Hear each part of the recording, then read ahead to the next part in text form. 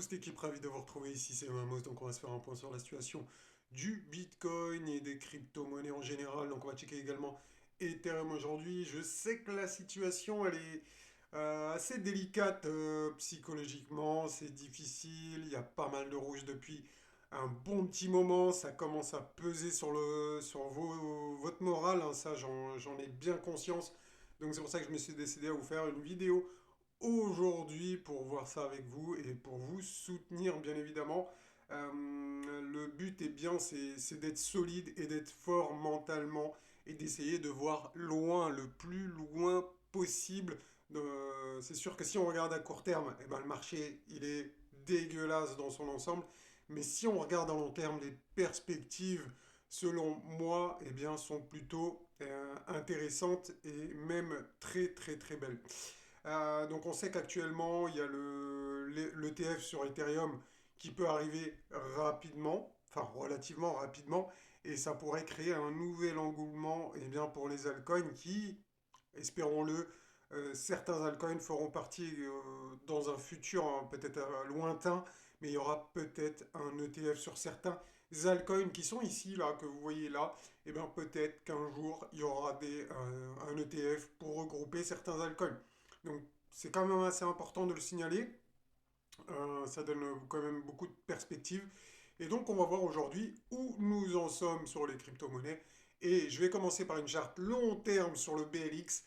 Eh bien moi qui voulais vous rassurer, je vous ai sorti la charte la moins rassurante que vous pouvez voir aujourd'hui sur Bitcoin. Et donc on en a déjà parlé, mais on est arrivé quand même dans le rouge du logarithmique régression. Et à partir du rouge, les amis, qu'est-ce que je voulais que je vous dise? Quand on avait commencé à parler de cet indicateur, on était ici.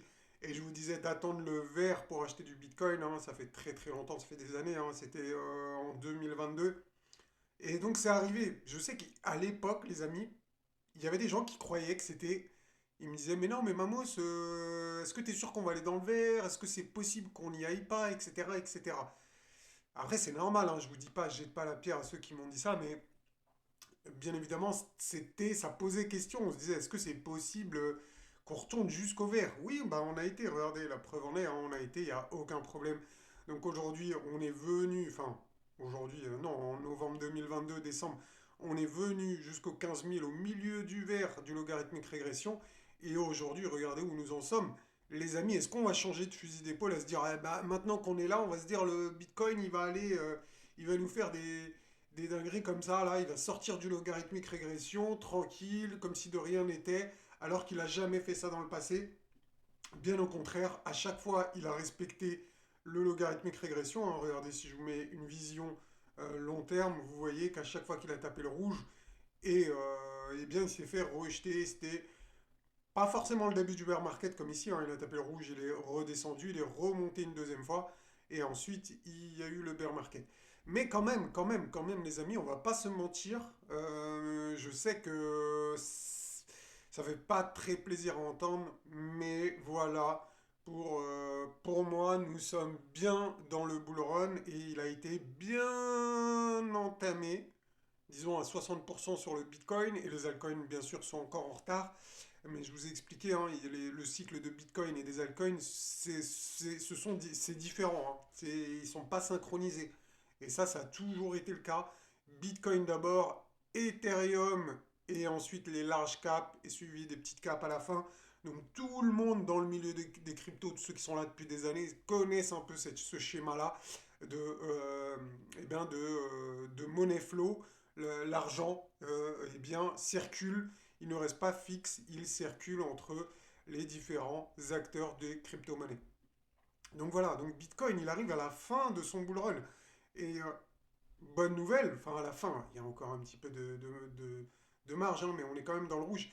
Et sachez, je me répète, je vous l'ai déjà dit les amis, mais c'est ici que les altcoins ont le plus performé. C'est pendant cette phase-là.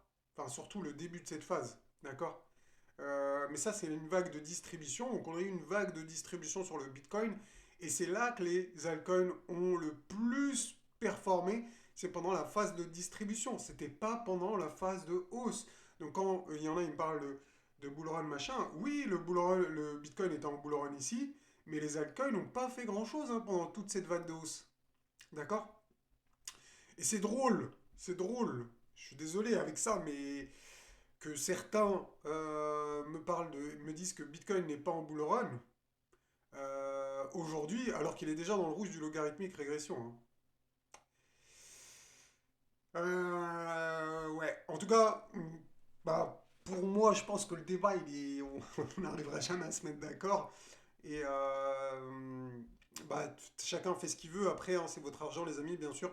Mais bon, voilà, hein, comme je vous le dis, pour moi, on est au moins à 60% du Bitcoin. Il nous reste cette période-là. C'est normalement la période où les alts surperforment le plus. Voilà, voilà. Donc maintenant, je vais vous mettre une charte un peu plus optimiste, entre guillemets. Et vous allez voir que ça va être intéressant. Mais vous la connaissez, cette charte, les amis, bien sûr. Hein. Je vous parle du Mamos Trendcolor. Et le Mamos Trendcolor, lui, il n'est pas encore. Il nous indique qu'on n'est pas encore en euphorie. D'accord? Donc ça pourrait arriver, hein, ça dépend vraiment de la bougie du mois de juin.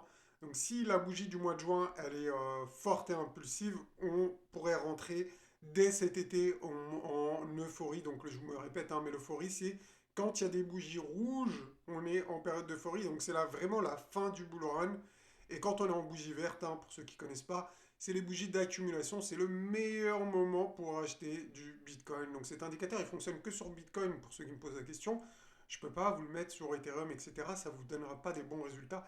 Il fonctionne uniquement pour Bitcoin. Et donc regardez ici, hein, c'était les bougies vertes d'accumulation. Et ensuite, on a eu les bougies rouges et le triangle de la muerte. Le triangle de la mort, pour ceux qui ne parlent pas l'espagnol. Et le triangle de la muerte, il est ici. Ok? Aki, comment dire? Ouais, c'est nul, je sais, je sais. Bref, ici les bougies vertes d'accumulation. Vous connaissez la musique. D'accord? Donc pour le moment, cet indicateur, il nous dit quoi? Il nous dit qu'on n'est pas encore en euphorie. Et bah, l'euphorie pourrait arriver prochainement selon ce qui va se passer. Donc lui, l'indicateur, il s'adapte aux données réelles pour l'instant. Bah, il y a pas hein, je peux pas vous dire autre chose. J'ai l'impression, quand je regarde la charte, qu'on est sensiblement comme ici. Rappelez-vous, hein, ici on avait eu le halving.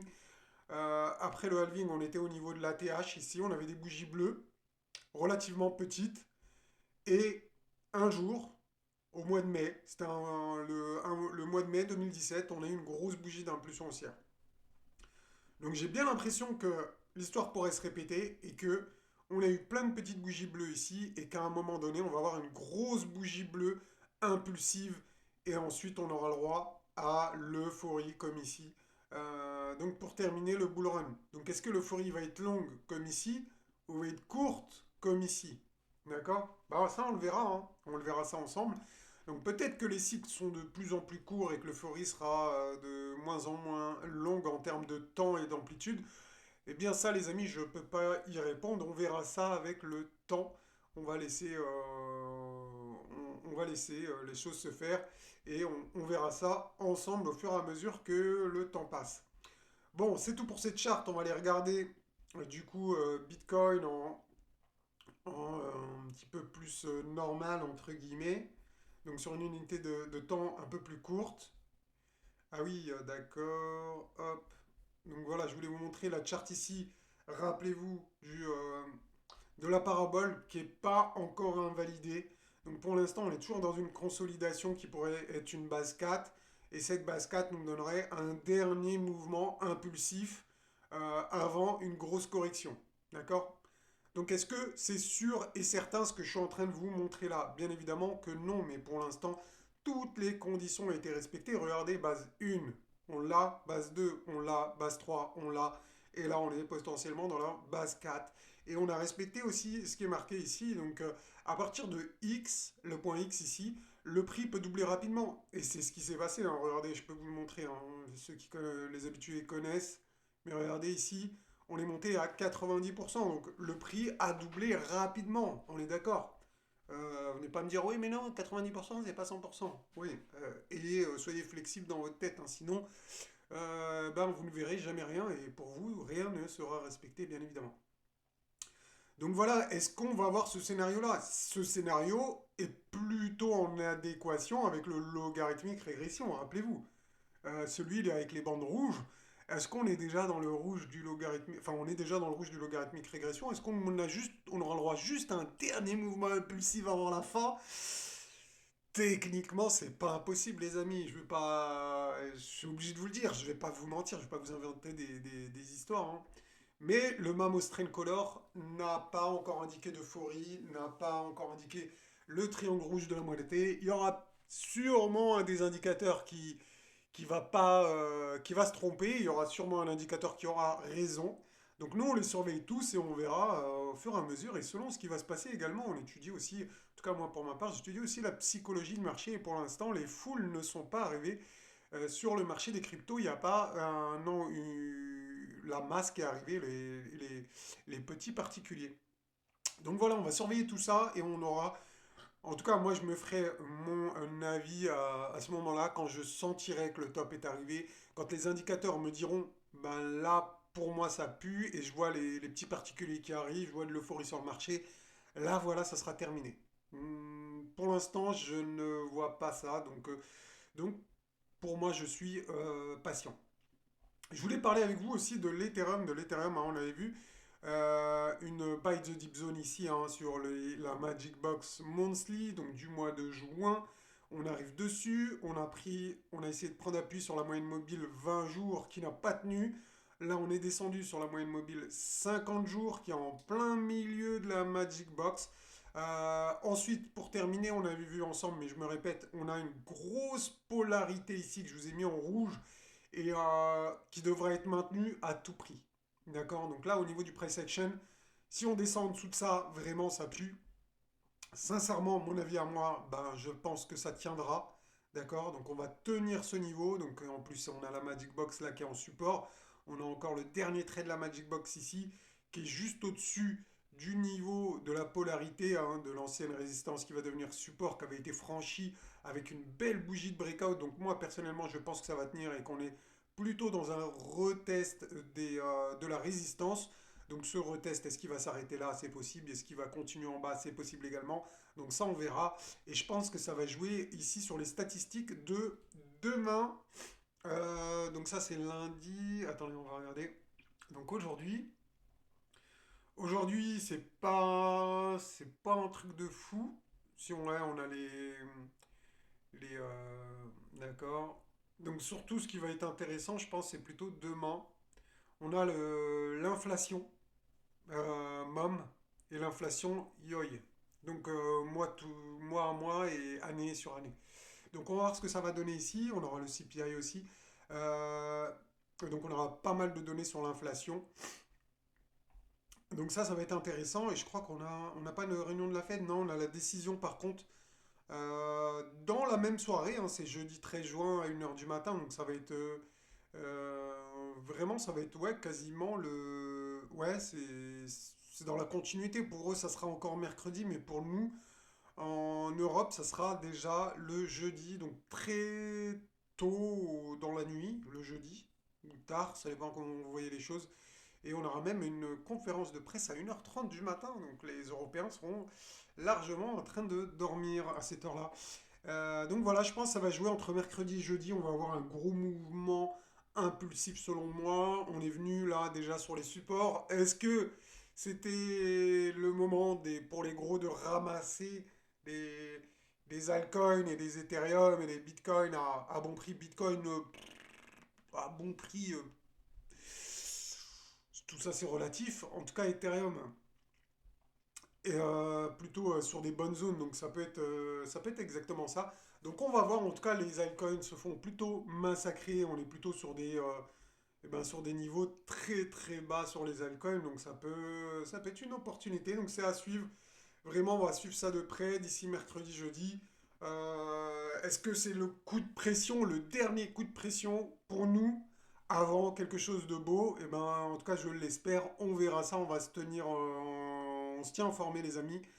Voilà, c'était tout pour cette vidéo. Je voulais vous faire un petit point et essayer de vous soutenir parce que je sais que ça peut être difficile en ce moment. Ça fait longtemps qu'on a semé les graines, qu'on attend. On a vu les petites graines pousser, sortir de terre, sortir les premières feuilles.